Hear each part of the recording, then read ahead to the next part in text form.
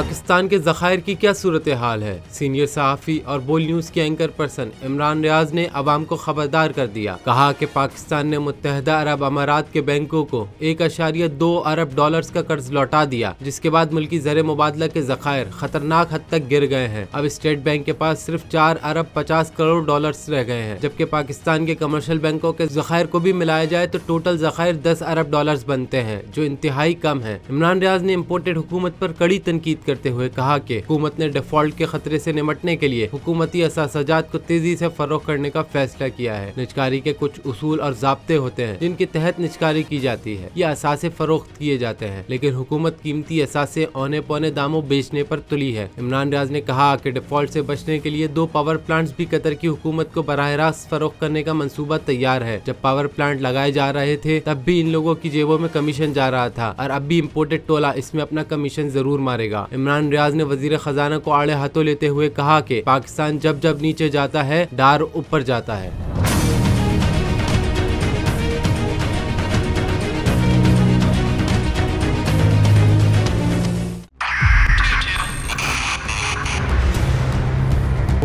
बहुत सारे तोहफे भी देके गया पाकिस्तान की आवाम को। पाकिस्तान की आवाम को एक तोहफा ये दिया कि आवाम को पता चल गया कि पाकिस्तान का मीडिया क्या है। हक और सच का सफर साल 2022 में बोल रहा नंबर 1। हमने बहुत सारे शोज और ट्रांसमिशंस की, पूरा साल मुसलसल जदोजहद में निकल गया कि ये वोट ऑफ कॉन्फिडेंस के पीछे कौन लोग थे।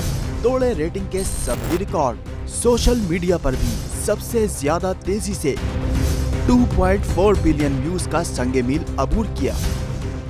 एंकर्स को भी आवाम में सबसे ज्यादा मकबूलियत मिली और सोशल मीडिया पर भी बोल रहा सब पर भारी।